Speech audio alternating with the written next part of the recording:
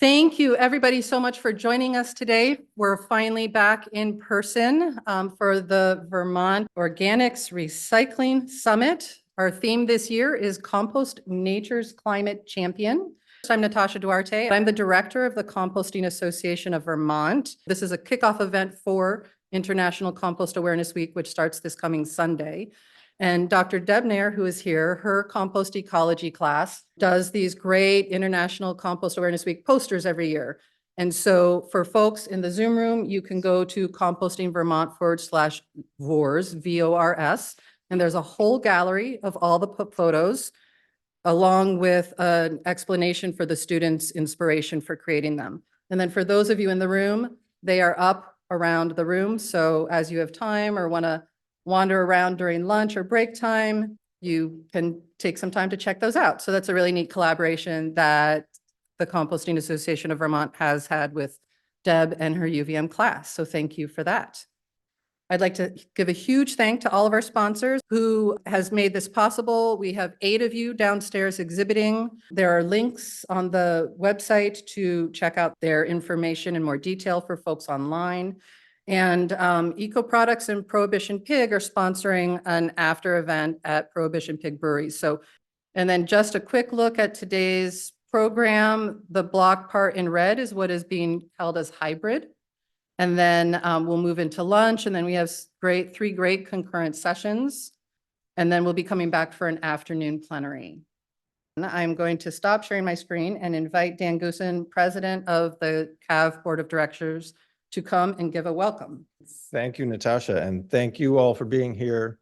It is very exciting to have everybody in person, as Natasha already said, but we've been doing this for a long time. This is the 18th annual, and it's probably 4 years since we've done it in person like this, and so we're really, really happy to be back. We used to do it in Randolph.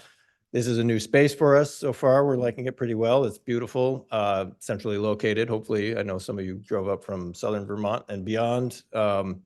So thank you all for making the effort for being here, and thank you all for those joining online. We've got a good crowd out in the netherworld who are listening in. So we're going to do our best to make sure that we can talk to all of you and talk to all of them and include everybody when you have questions as they come up later in the day. And then, of course, hopefully you've all gotten lots of emails about it, but if not, on the back of the schedules that are some of you picked up on your way in. If not, they're right on the first table. It's got the full menu of all the workshops. So make sure that you are aware of what those are. There's some really good things for the rest of the week, Tuesday through Friday. And you can do them from the comfort of your home or your office, or even listen in while you're driving if you do it safely. Check those out. It's great to see everybody's faces because composters are great folks, and having the face-to-face connection is something that I've missed, but have really enjoyed when I've gone to national conferences in the past few years. So to be able to get everybody back in the same room and do the face-to-face is really important, I think. So thanks for making it possible, because we couldn't do it if people didn't sign up. We've got a full day ahead and great exhibitors downstairs. Do check them out. Thank you again for all of the sponsors and exhibitors without whom we couldn't do it. Also A&R, who puts this on. This is A&R's gig officially. We just happen to be the CAV, Composting Association of Vermont, are the ones who typically put it on.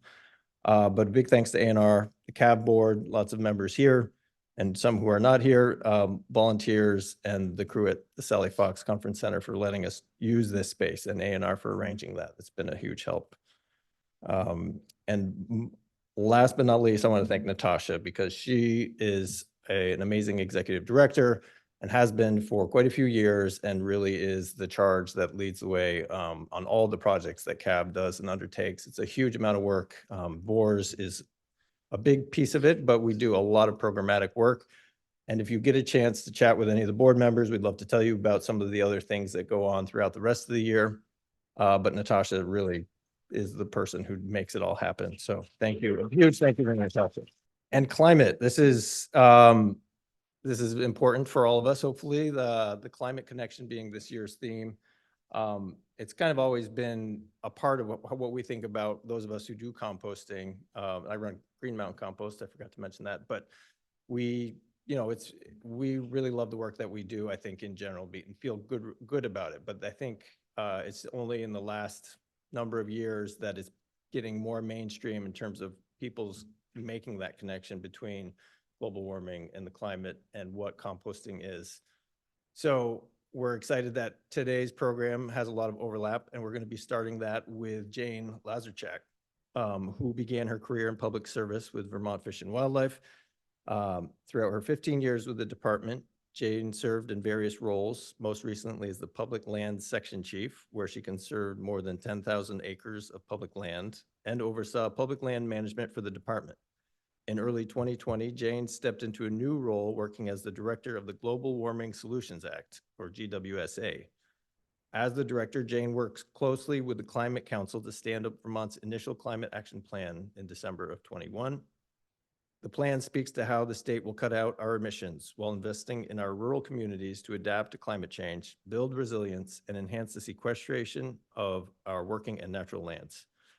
As Vermont now stands up a climate action office, Jane directly oversees the policies, programs, and tools needed to implement climate mitigation, adaptation, and resilience strategies. Jane has a Master of Science from the Ecological Planning Program at UVM. So without further ado, please welcome Jane Lazorchak.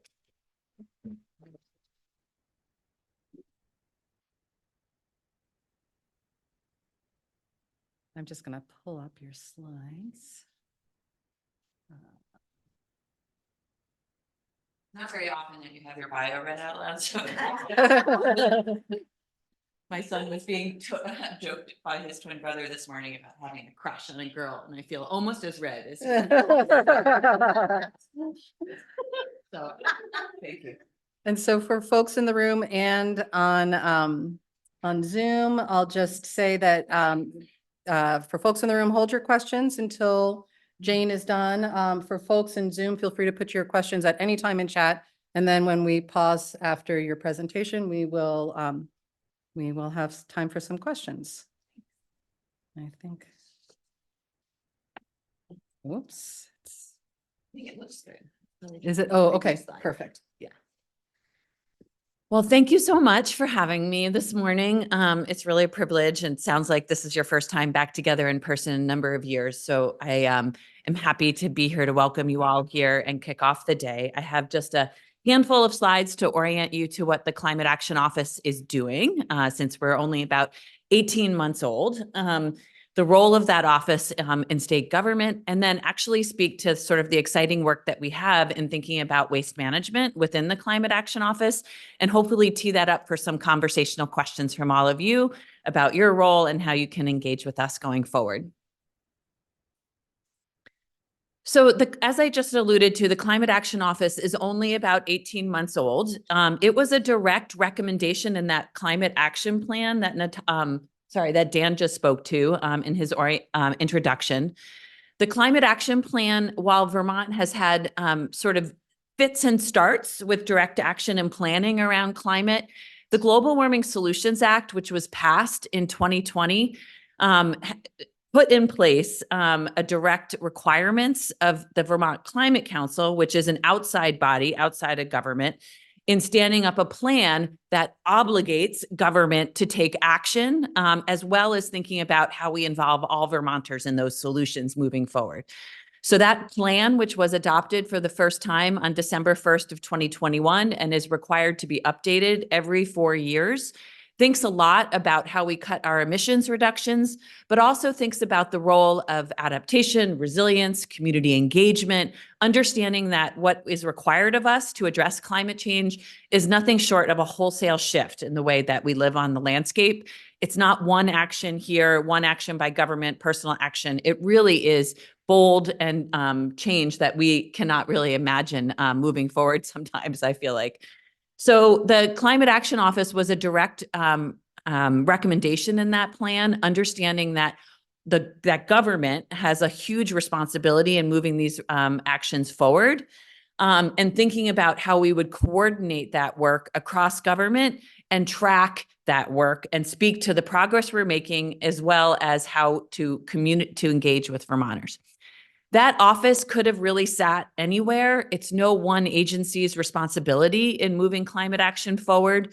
But the Agency of Natural Resources has specific responsibilities from that Global Warming Solutions Act.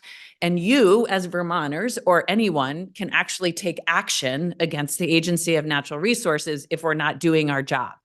And that is not only on things that you typically think about that fall to the Natural Resources Agency. That's around how we meet our emissions reductions from some of the largest sectors like transportation, the way we heat our homes. Those things all fall within the responsibility of A&R to think strategically about how we work across government to move that forward.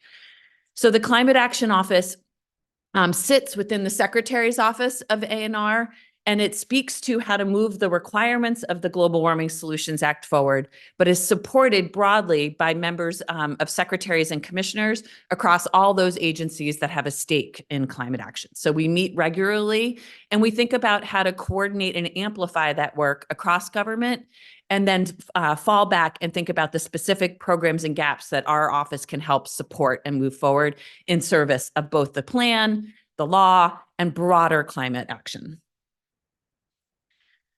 So specifically, our shop is about 8 people. When we're all said and done, we're actually still moving forward with hiring right now, have interviews this afternoon for some positions. But that expertise is broad in nature. We have folks who are leading our climate change mitigation, so specifically thinking about how we cut our emissions, thinking about resilience and adaptation, both in our built environment and our natural environment. And then also thinking about engagement and tracking progress. We have really a deep appreciation that engagement, this is now formally recognized in the environmental justice law in Vermont and beyond, is not intended to be one-offs where we come out with a plan, ask for what you think of it, and then move forward. We're really thinking about how we build relationships with Vermonters so that as we have policies or plans that come out, we're not going to you for the first time, but we're igniting relationships that exist and asking folks to bring and co-create solutions with us going forward. So we have a whole arm of our office focused on what that looks like, and do that regularly through meeting people where they are, through focus groups, through public meetings, and really are continually thinking about engagement. So that's really about our transparent and reliable information. So it's about credibility and science, but it's about long-term commitments to working with Vermonters on all of these ideas. So coming back to climate change, and specifically in Vermont, I alluded to this at the beginning. Our largest sectors are transportation and buildings and thermal, the way we heat our homes and the way we move around the landscape. But solid waste and non-energy emissions are also tracked within what's called our greenhouse gas inventory. So this is an inventory that we've been doing in Vermont. Not all states have specific state inventories. Some states rely on national EPA inventories. But Vermont, as a leader in this space for a number of years, has been tracking our specific emissions since 2007. This is now the legal backstop to the law that was passed in 2020 and is what will hold us accountable to meeting our emissions reductions. So this inventory is produced annually. It's produced about 2.5 years past the calendar year because of holdups in some of the data that we get nationally. But it shows you on the left side what we've actually inventoried and accounted and published. And then on the right side, it shows you in that grayed out area where we're required to go based on the law. So these were goals that Vermont had on the books for almost 2 decades, but we weren't making significant progress, and hence the law. So this is really where that statutory requirement now comes in, the first of which is actually at the end of this year. So we are required by January 1st of 2025 to cut our emissions 26% below 2005 levels. Conveniently, 2005 was actually our peak year for emissions. I'm not sure what was happening in 2005, but our emissions were the highest then. So cutting them, we have reasonable confidence to think we're going to meet that emissions reductions target. But where we're not on track yet is 2030, where we're essentially in line with the Paris Climate Agreement to cut our emissions in half, which is about 40% below 1990 levels. So that will take significant policy action, as well as action from all of us as Vermonters to meet that requirement. And we're actually advancing an update to our climate action plan, which is due July 1st of 2025, really focused on that target right now. What are the policies? What are the regulations? What are the work that we need to do and programmatically to ensure that we're on track? The Affordable Heat Act last year, which was around how we heat our homes and buildings, is poised to help us do it for buildings and thermal. Transportation is a really hard nut to crack, largely because we're a rural state. Not a lot of people move in single occupancy vehicles. It's hard to think about how we do that in an equitable way when electric vehicles are very expensive still. We think about how to cut those costs. But what I like to show for all of you and shift the conversation to is that we have relatively clean electricity, which is the blue sector. For almost every other state, electricity is either second or first in the most emissions they produce, but we've made great strides through our renewable energy standard, through a regional cap and invest that looks at how we reduce our emissions cooperatively with our neighbors for electricity. And then agriculture is actually our third largest sector. But we think a lot about how to not only enhance agriculture for the benefits of resilience and adaptation, because we know that having that on the landscape is important, but we're also working collaboratively to think about how to enhance practices that farmers do to cut emissions. So finally, waste management is this teeny little gray line at the bottom, but really important, right? Because the way our law is written is actually no one sector can carry the burden of cutting emissions for all the other sectors. Proportionally, we're thinking about solutions to cut our emissions across all these sectors. So really thinking equitably about the burden and opportunity for sectors to clean up. So I'm just going to highlight two examples for our office that we're helping support, just to give you the power and benefit of what an office like this can do. The Inflation Reduction Act, which was passed just over a year ago in the summer of 2023, was really comprehensive climate legislation at the federal level. And there were a lot of grants, a lot of tax incentives. Really, the power of that law is tax credits, actually. But there were also pots of funding. You might have heard last week, Vermont was actually awarded $62 million for Solar for All, which was really an opportunity to help private landowners enhance solar on your properties. But we also had the opportunity to coordinate and think about a grant called the Climate Pollution Reduction Grant, which was the biggest bucket of funding in that pot for states to think creatively about how to meet our emissions reductions where we are, meet us where we are, and what those gaps are. And so Vermont, our office, coordinated across government to think about where are all these other pots of money coming in, where are their policies, where are their solutions, and where is there still need? And we worked really closely with the Solid Waste Division to think about what are some really exciting opportunities in waste management to move the needle to take advantage of the funding. So we actually did apply for $100 million on April 1st, 99.98 million, because if you moved over 100 million, you got kicked into a different bucket. So we tried to get as close without going over. And while it doesn't focus on actions that have an adaptation and resilience benefit, we tried to think about where there were co-benefits for those opportunities, knowing that those actions that have the most co-benefits are really the most competitive and really where we want to be putting our energy in Vermont. So that application, which we'll hear about on July 1st, focused on these 4 areas. Other states really took a very traditional approach to looking at transportation and buildings and heating, which are really those traditional measures of like, how do we pay for EVs? How do we pay for home weatherizations? We did that, but we also know that Vermont has a lot of money in that space right now through other grants.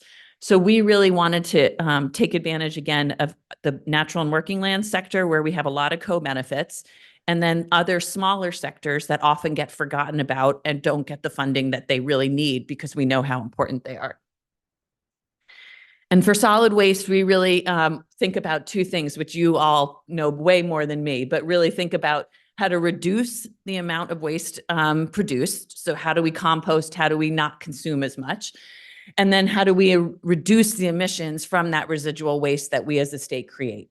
So we thought a lot about actions and bringing funding for new programs and existing programs where we enhance school recycling and composting, safe disposal of equipment with harmful gases. A lot of the gases produce greenhouse potential. And then think about how we reduce emissions at transfer stations and solid waste management facilities. At the end of this presentation is the website for our office. And if anybody's interested in seeing more about what those actions look like, the plan's linked in a summary document, and you can see where the money will actually flow. And then finally, just to end on one exciting opportunity to broaden the space outside of cutting emissions, is the governor and the treasurer's office announced the development of a resilience implementation strategy in January of this year. So thinking about the opportunity and challenges associated with climate disasters, such as the flooding Vermont had last summer, how do we think about what government is already doing in that space to build resilience and adaptation, and where are their gaps? So this doesn't necessarily relate to solid waste yet, but it does relate to our interests as Vermonters in creating solutions and opportunities in our communities that move us through disasters like that in a much better and equitable way that brings people along. So we are working closely and staffing the governor and the treasurer's office and thinking about what government is doing, where the gaps are, and then prioritizing those gaps and thinking about how we fund that work long-term with the treasurer's office. And that's something that's happening concurrently with the next climate action plan, so that we're not only focused on planning, but really thinking about what implementation looks like and the role of government in that space. And I get really excited about this because we have a moral and statutorily responsibility in cutting our emissions, but Vermont will feel the impacts. We are feeling the impacts of climate change already. And in thinking about cost-effective solutions, thinking about resilience and adaptation is such a win-win for so many other things that we as Vermonters care about. So really excited about this work. And again, there's a lot of opportunities to engage with our office. We had kickoff events last week with the treasurer, and we'll be rolling out a whole strategy on how we meet folks where they are, and would love to partner with folks on the ground where you are talking to Vermonters to talk about the work that we're doing in this space. So I will wrap up there. I know that you have a great day ahead of you, and I'm happy to answer any questions about the work of the Climate Action Office, and happy to also follow up with you on any ideas and ways that you work with people too.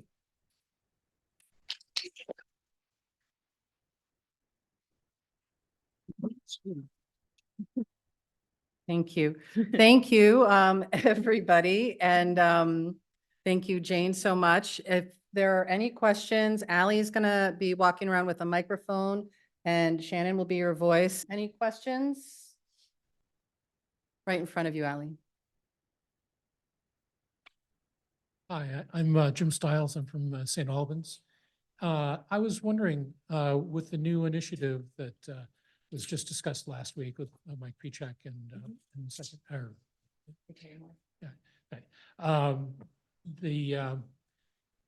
are there any opportunities to be involved in that prior to the state completing its internal gap stuff? I know that there'll be public input after the fact, but I'm the chair of the Climate and Energy Committee in St. Albans, and we've done some work that I think has a lot of merit. There are really big opportunities, and we're pretty focused on that stuff. And I would love to have an opportunity to, put some of that forward. Yeah, that's great. The resilience implementation strategy has been very focused on the role of government, understanding that government is only a large piece, but not the only way to think about how to build resilience and adaptation, especially coming off the floods last summer. Most of the communities that we're able to rebound or move projects forward are ones that have really amazing social fabrics, have energy and action networks, have community members engaged. So there are other opportunities that we're thinking about how to bring voices in collectively around that space, especially around thinking about the specific response to the floods, as well as spending and financing all of these initiatives. And the treasurer is actually rolling out a private public interface dialogue and discourse. So there will be more opportunities moving forward. And I will look to share that with folks to make them public. So thanks for that question, Jim.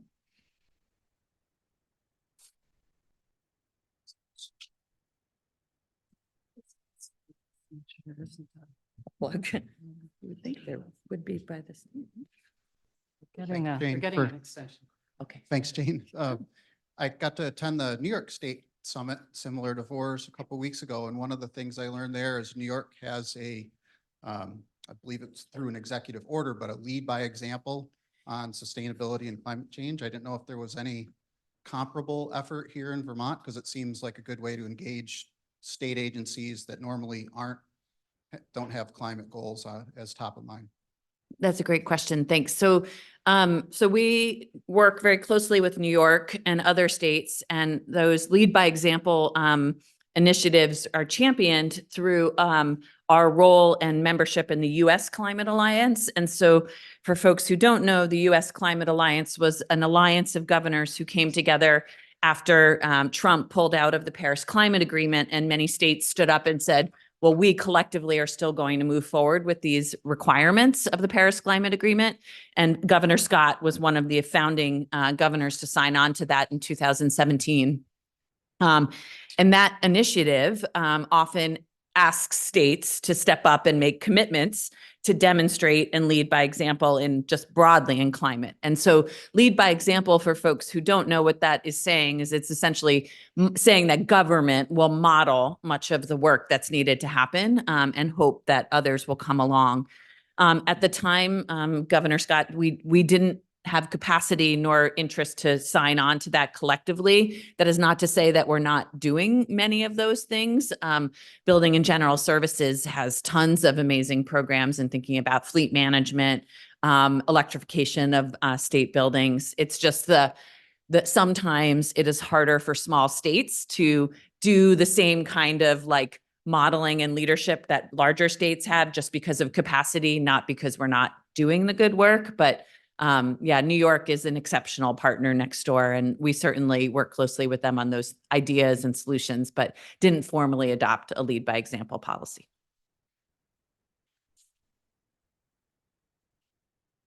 I just have some more administrative type questions. So you talked about July 1st. Is that when you hear about the grant programs, or is Yes, July 1st of 2024, we'll find out if we got our 100 million.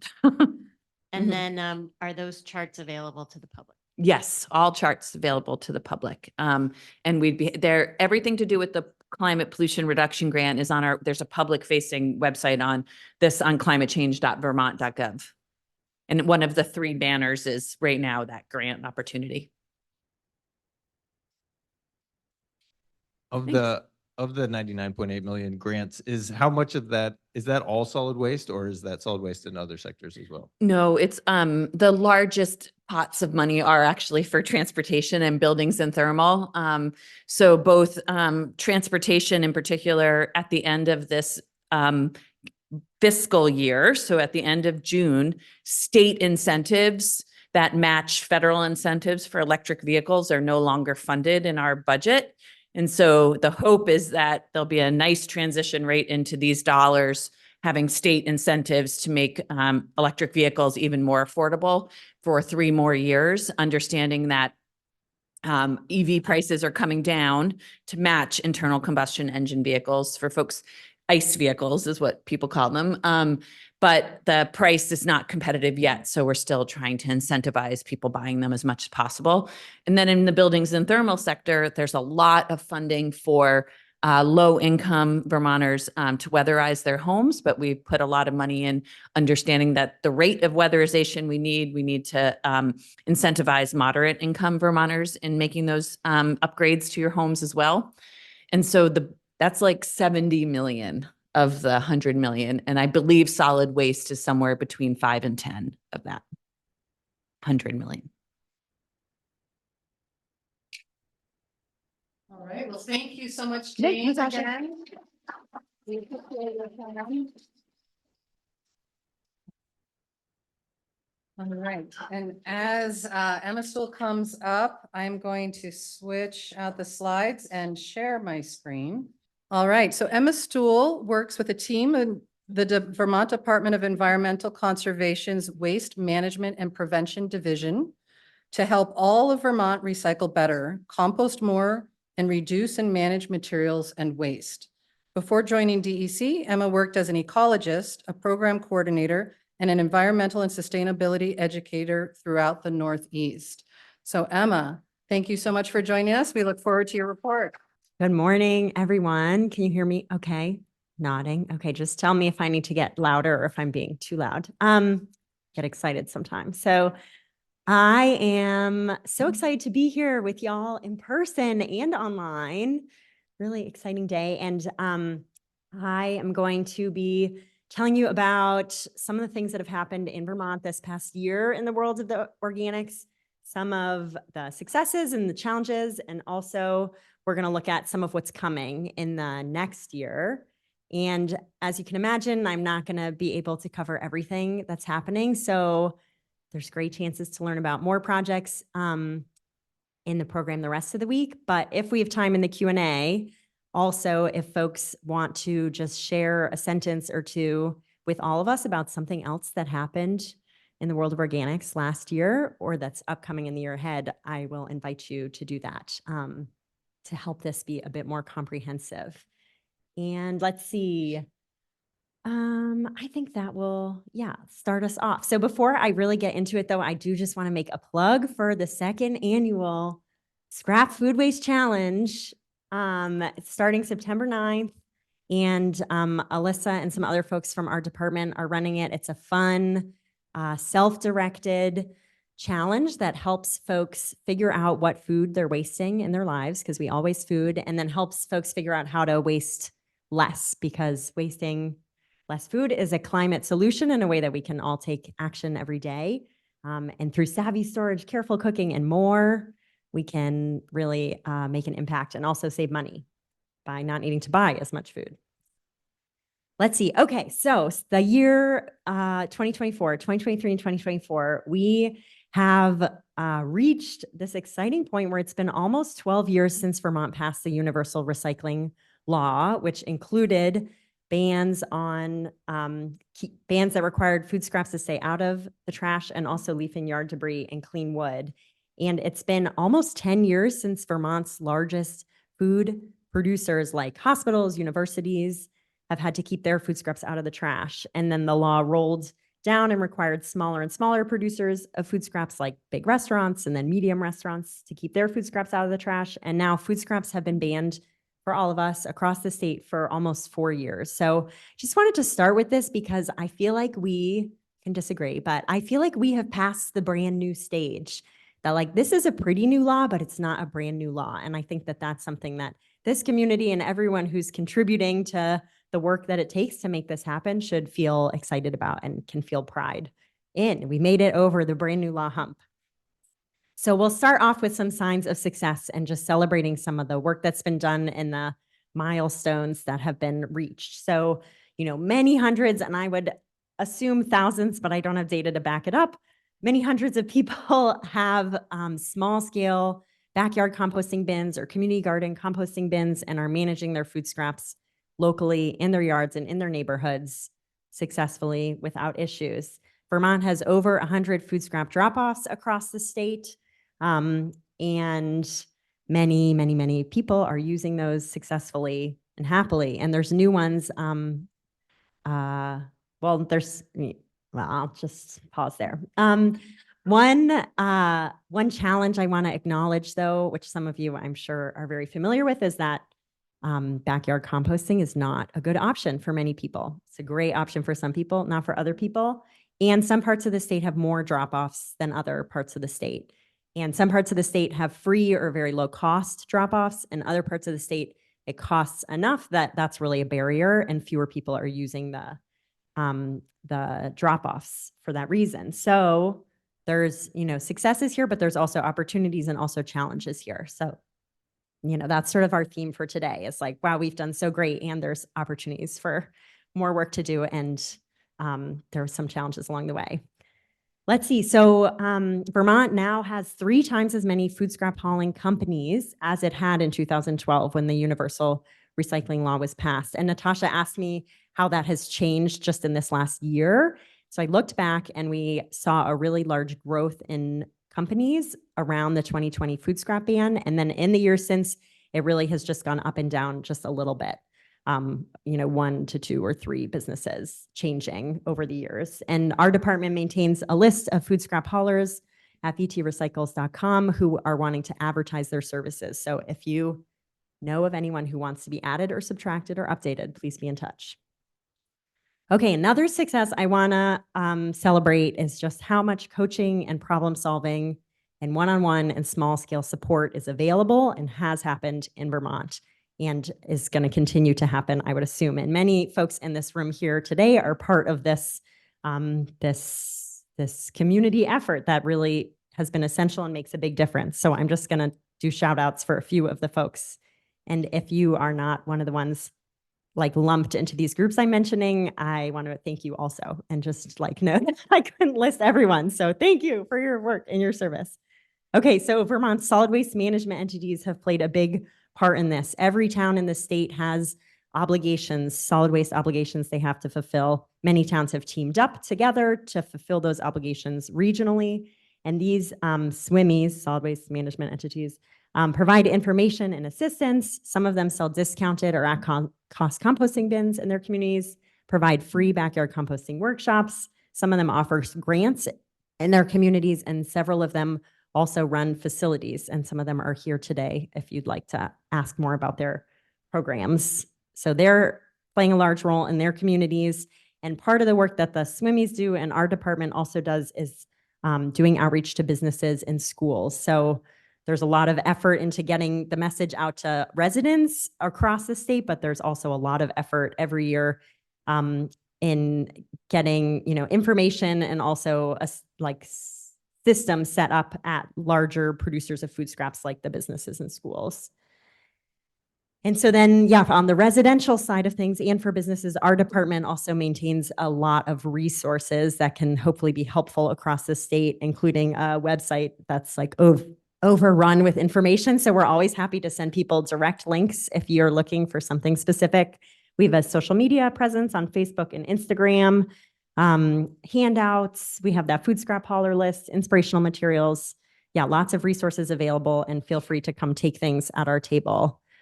Stickers, bin signs, FAQs, lots to offer. So what I would say to all of you is if you are out in your communities and there's some sort of need and you're like, wow, if I could only just provide this would be really helpful. In my community, maybe this would be useful to someone else in the state. You should feel free to be in touch with us. Because over the years, as we've had capacity to sort of improve and increase Vermont's library of resources, we've been able to do that. So we learn what's needed from many of you. Okay, also the Vermont Master Composter Program has had a big impact in the state. The program's been operating for 20 years and has taught an in-depth backyard composting course to over 1,000 Vermonters. Do we have master composters in here? Can folks raise hands? Yes, lots of them. Okay, great. And so the program has a class, and then there's also a volunteer component where some of the students commit to serving in their communities a certain number of hours each year and doing projects or providing assistance in their communities. And just to give you a snapshot of the impact, in 2022, there were 85 volunteers registered, and of that, 37 of them reported about 730 hours of service and reaching over 1,000 people directly, and then through newsletters and other social media and other not in person-to-person contacts, reaching another 19,000 people. So this is yeah, just a great support system for our communities. You know, these volunteers are providing boots on the ground work to like actually make compost happen. And they're also getting people the support and information they need to do their own composting. Okay, and then I definitely want to also give a shout out to the Composting Association of Vermont and Natasha Duarte, who do so much every year. And in addition to hosting VORS, Natasha tells me some of the big projects this past year were an on-farm community-oriented food scrap composting project, the Soil Builders course, a school compost program, and more. And I think there are chances to learn a bit more about some of CAV's work in some of the other sessions the rest of this week.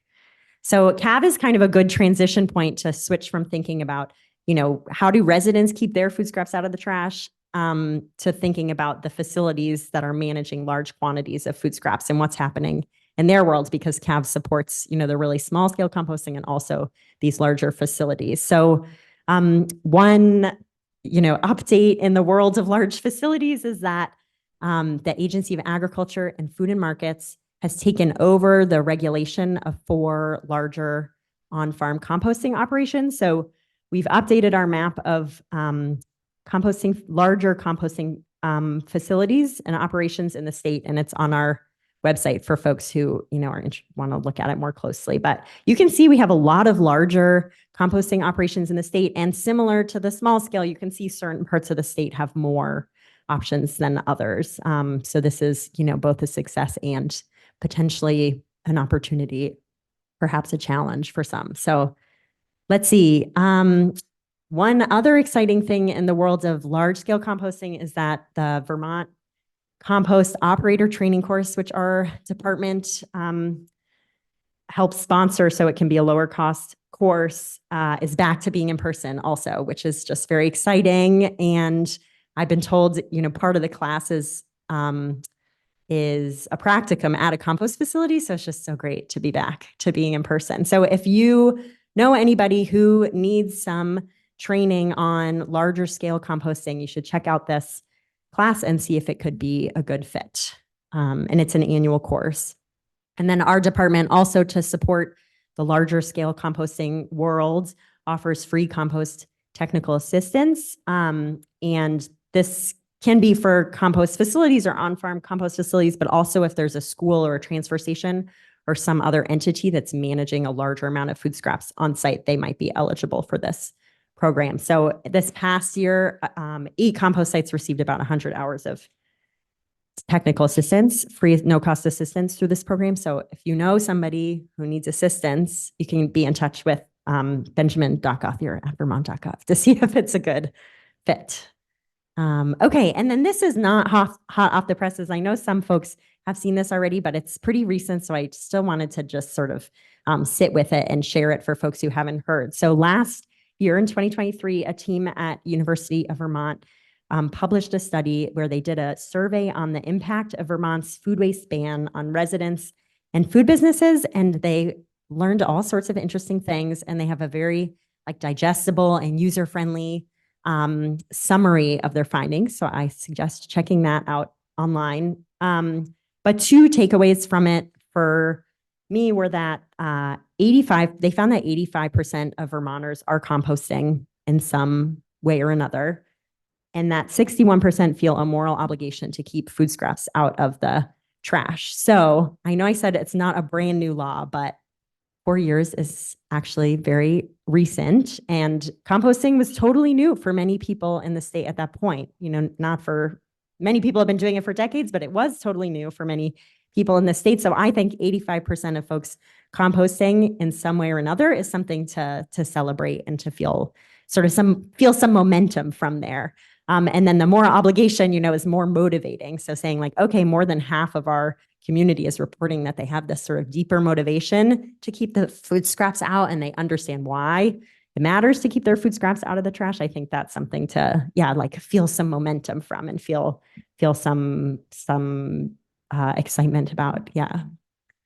Okay. So a nice little pump up before we talk about challenges. So, you know, the world is full of challenges and they create opportunities. So one challenge that many of you have probably heard about is that Vermont has been experiencing more bare human conflicts in recent years. And The understanding is that bears have been learning more that humans are a source of food and associating people with food, and even like teaching their young that people are a source of food. So we as a whole state really have to keep, work hard and like keep working hard on making sure we're not feeding bears accidentally.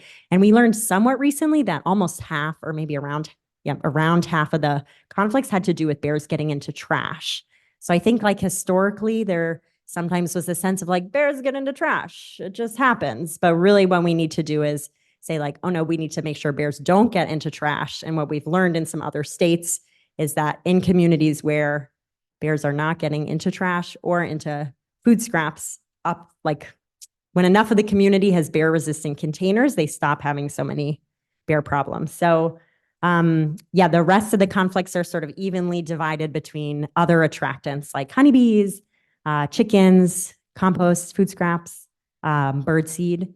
So I feel like the composting community, we've done, we've had a real focus on this for years, and there's been a lot of energy put into messaging about like composting with bears in mind and making sure your food scraps are, you're being strategic with how you manage your food scraps, but there is more opportunity there. So I will say we've had some successes in this space, and we are seeing increasingly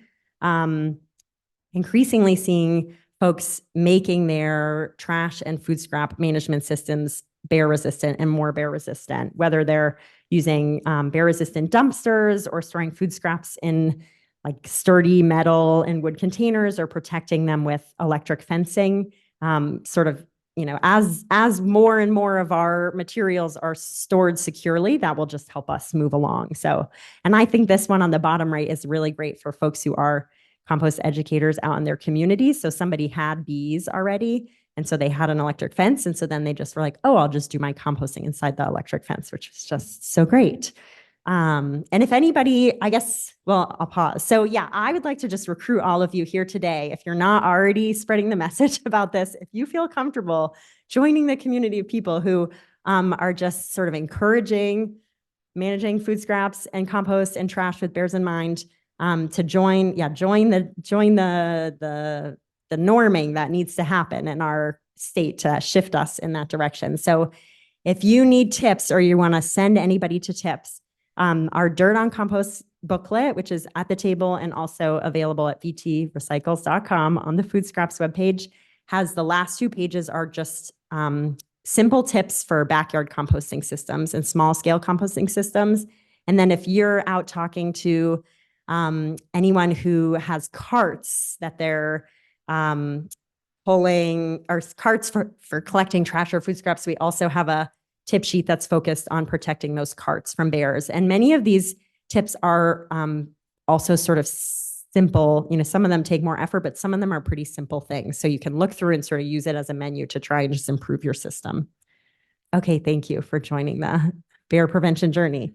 Okay, another challenge that I imagine many of you are familiar with is contamination, and especially plastic ending up in food scraps or in compost. So a lot of work has been done in this space, and there's more work to be done and more work coming. So our department, for like the residents and general public, did a media campaign a few years ago trying to, promote the message that yes, it does matter if there's plastic in your food scraps, and yes, you really should, care about taking those produce stickers off. And then there's a bunch of initiatives at sort of a larger scale. So for the facilities, compost facilities that DEC regulates, they each have facility management plans. And when they get recertified, they often update their facility management plans. So in this upcoming round of recertifications, the facilities are going to be adding protocols to audit loads for contamination. So this could look a lot of different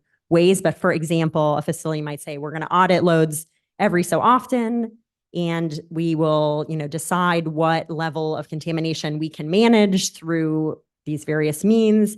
And if they're, more contaminated than this, we'll provide education, and we even could have the option to charge fees or even refuse loads that are too contaminated. And there will be some steps about needing to contact DEC in those cases so that DEC and or the compost facility, provide education and are able to fix the problem. Because, the producers of food scraps are the ones that are putting in the contamination. So we really just like all have to be connected and work together to work through this. So as part of all this, DEC is going to be updating and creating some new guidance. So you can stay tuned on that if that's your world or if you're interested. And then also in 2022, the legislature passed Act 170, an act relating to the regulation of depackaging facilities, and a stakeholder group met and produced a report with recommendations. And then this past year, DEC also provided a report to the legislature that included answering some specific questions and providing specific information.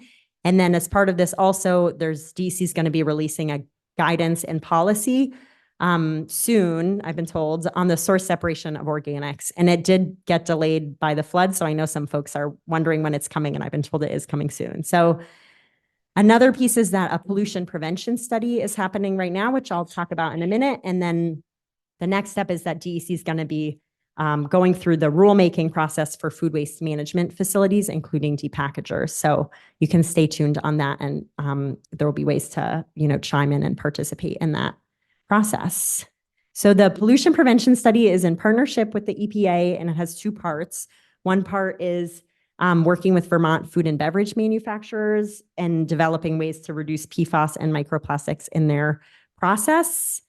And then the other part is studying PFAS and microplastics at a depackager, an anaerobic digester, and a compost facility, and looking and investigating, is there PFAS and or microplastic pollution in these settings, beyond the baseline of what is out in the world, unfortunately. And then if there is, working to reduce that pollution. So one challenge for this study that the team is working through is that there's not a standard way currently to sample and analyze microplastics in organics, whether that's a high organic slurry from an anaerobic digester or in other organic materials. So stay tuned. The journey continues. They're working on this and on working towards the goals of this study. Okay, so those are some of the big challenges of the past and the future. I know many of you will be working on those this upcoming year. So we're going to just wrap up our journey by looking at the data and saying, okay, so, we know all these good things are happening. We know there's some challenges, but are food scraps staying out of the trash? What's happening in Vermont? So we can look at this from two sides. One side is we can say, what's in the trash and what can we learn from that? So every 5 years, our department hires specialists to come to Vermont and to sample our trash across the state and over a few times of the year, and to use what they find in the sampling to estimate what is in our trash across the state. So it's like a snapshot. What happened this past year? And 2023 was the year. So the sampling happened, and we're pretty close to having a final report. So if you are someone who wants to dive deep into the final report, it will be coming, I think, in the next 2 months, maybe, is my estimate. But I'll give you a little sneak peek here. And I know some of you are going to want to zoom in and look at everything, but we're just going to focus on the food scraps. Sorry. So, okay. In Vermont's MSW, municipal solid waste, which is residential, business, institution, sort of generic trash, they found that about 19% of the trash was food waste, and pet waste, leaves, and other organics made up about 9% of the trash. So if you're like me, you might say, hey, that's nice, Emma, but what does that really mean other than a slice of pie? It's a pretty big slice of pie. So we can look at that a few different ways. So one is to think about tonnage. So that is going to bring us to an estimate of about 70,000 tons of food scraps that were landfilled in 2023. And if we think about the greenhouse gas impacts of those food scraps ending up in the landfill, where anaerobic microbes do break them down a little bit and release methane, if we had been able to get those food scraps out of the trash and manage them in another way, it would have reduced greenhouse gas emissions as much as taking 9,000 vehicles off the road. So my takeaway is that's a lot of food scraps still going in the trash, and there's a lot of opportunity there to get some climate action, to get some greenhouse benefits via the work of getting those food scraps out of the trash. So compared to 5 years ago, the 2018 study, that 70,000 though is 10,500 tons fewer food scraps landfilled. So that's kind of exciting. So the benefit of getting that, over 10,000 food scraps out of the trash is equivalent to removing about 1,500 passenger vehicles from the road every year. So what I take from it, and you can take different things, is like, okay, there's still a lot of food scraps going into the trash. And wow, it looks like we made a pretty big dent. And this law is not brand new, but it is still pretty new. And we know there's more work to do, but like all of our efforts have made a big difference. And, it's a difference that's persisting every year. So that's looking at the trash. So the other side of the equation is a little more complicated. We can look at what we know about how food scraps are being diverted from the trash. And diversion is the materials management jargon for, not managed in a way other than the trash. And the data here is more complicated. So DEC does collect data from regulated compost facilities, so the ones that DEC regulates, from regulated drop-offs, transfer stations, et cetera. We have a partial estimate about the food residuals that are managed through anaerobic digestion. And every year, the Vermont Food Bank gives us an estimate of the food donations that they've received that they consider to be rescued food. So food that before the universal recycling law went into effect and grocery stores had to start keeping their food and food scraps out of the trash, that food was going in the trash. And then since the universal recycling law, folks have been donating it. So they give us an estimate of that. And then we do have I would say like a useful but rough estimate of the backyard composting that's happening in the state. We did a survey as part of this most recent waste composition study and one in the one before. And I think it's like a very useful ballpark estimate, but there are some assumptions built into it. So I'd say take it with a grain of salt there because, I compost in not me, but, someone might compost in their backyard, but maybe they don't in the winter. Or maybe somebody, composts whenever they're home, but they're not composting their food scraps at work are examples. So there's just a bunch of assumptions built in to try and figure out like, how do we think about the many ways humans engage? Okay, so what we're missing here, though, is a lot. We don't have data for the food scraps managed through on-farm composting or through animal feeding or through other smaller compost sites that aren't these big regulated facilities or through other food rescue that is happening directly, not through the Vermont Food Bank. So just what I'm going to tell you, just keep in mind the whole time, like there's actually more food diversion happening than this. That said, we can look at what we do know. So it takes a lot of time to collect all the data and to sort through it and to quality check it. So 2022 is our most recent year, but you can see pretty excitingly that this matches what we're seeing on the trash side of things, that there is a lot more diversion happening of food scraps. And it'll be interesting to see what comes next year. And let's see, also as part of the waste composition study, the contractors did a food scrap hauler survey. So thank you if any of you talked to them. And they were not able to talk to everybody, but from their research, they are estimating that at least another 5,000 tons of organics are being diverted every year that aren't reporting to us through some way. So there's a lot of diversion happening also. So, what do you do with this? If we put it together and we add up the diversion we know about and the disposal that we know about, we can think about a recovery rate, like what's getting recovered of what's out there. And this is part of the waste composition study also. And in that study, we actually present a range because a bunch of these things are estimates. So, it's not so clean as to say 54%. But to make your lives easier today for this 1 minute, we're going to look at the diversion being about 54% and the disposal being about 46% when we think about food residuals and food scraps.